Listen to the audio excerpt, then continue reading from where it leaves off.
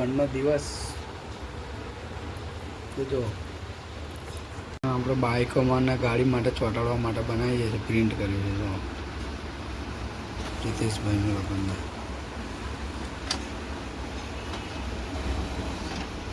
Happy marriage life Ritesh and Vaishali.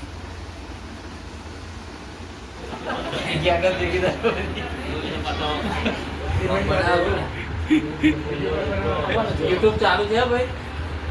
રાકેશભાઈ ચોલો પડાઈ રહ્યા છે એમ બોલે.